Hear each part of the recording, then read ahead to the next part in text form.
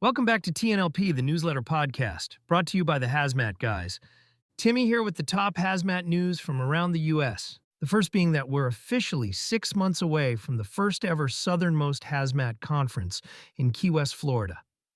That's it. That's the show. Go to thehazmatguys.com/conference to register.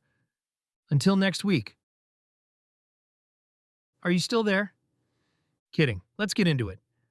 First up, another hazmat response in Hell's Kitchen. FDNY finds fuel-filled van on West 47th Street. W42ST editor Phil O'Brien reports, just weeks after a van packed with propane tanks sparked a major emergency response on West 42nd Street, Hell's Kitchen saw a second hazmat scare, this time involving gasoline. Early Saturday morning, FDNY responded to 517 West 47th Street between 10th and 11th Avenues, where firefighters discovered a van filled with fuel containers. According to FDNY, the initial call was received at 7:28 a.m., following reports of a van possibly carrying propane. Fire prevention and hazmat units were quickly dispatched. Although there were no propane tanks this time, W42ST confirmed that 18 portable fuel cans were removed from the vehicle. It remains unclear how many of those cans actually contained gasoline, but FDNY noted no injuries at the scene. In both cases, officials have not suggested any malicious intent. But the incidents have renewed neighborhood concerns about unregulated mobile fuel operations in densely populated areas. This latest incident raises new questions about the legality and safety of mobile fuel operations in the city. New York State Department of Transportation only offers advice to its employees that the transport of gasoline is subject to the following strict limits. No more than 4 5-gallon cans per vehicle. All cans must be approved safety containers, steel or aluminum, type 1 or 2. Cans must be properly secured in a vented box or lashed to the vehicle. FDNY told W42ST that the incident is still under investigation. The discovery echoes a similar and more dramatic incident just last month on West 42nd Street, when FDNY hazmat crews removed 76 propane tanks, 15 fuel containers, and 10 gallons of diesel from a white van involved in a crash. That driver, Syed Khaled El Sayed Abdel Mohsen, was arrested and is now facing charges including reckless endangerment and multiple fire code violations. Heading west, a hazmat situation prompts a large emergency response on the north side of Chicago.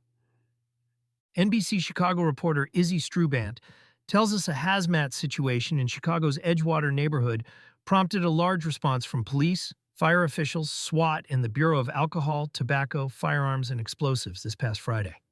Just before noon Friday, authorities responded to the 1100 block of West Catalpa, police said. The reason for the response was not immediately known. Fire department officials said the call came in for a hazmat situation. By 2 p.m., the scene was secured, according to the fire department. ATF said their officials were on scene assisting Chicago police. Pictures on social media at the scene show a large response from police, fire, and tactical units, and a sidewalk in the area blocked by police tape. Our concluding story this week keeps us in the Windy City, as ABC7 Chicago reports.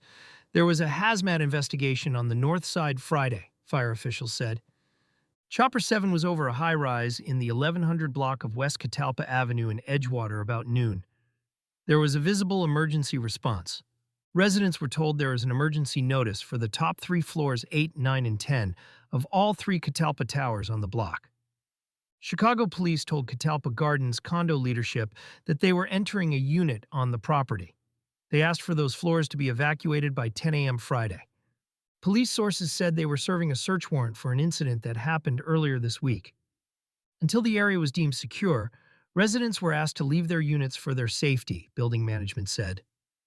Chicago police, a SWAT team, Bureau of Alcohol, Tobacco, Firearms, and Explosives officials, and CFD were on the scene for nearly 4 hours. The scene shut down West Catalpa from Broadway to Winthrop Avenue. ATF agents were seen carrying out large bags with different materials. It's not clear what those materials were, but it definitely sent a scare through the neighborhood. I mean, I'm just taking my dog for a walk, and then I found out I had to get out and stay out. Building resident Martin Yeager said. I actually thought there was a fire because of all the trucks, neighborhood resident Heather said.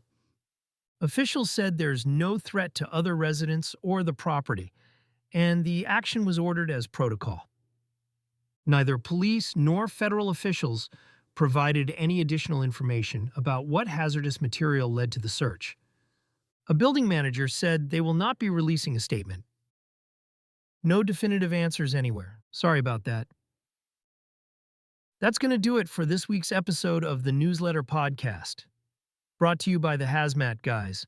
Don't forget to subscribe to the weekly newsletter at thehazmatguys.com for links to TNLP and other hazmat nuggets. And tell your friends too.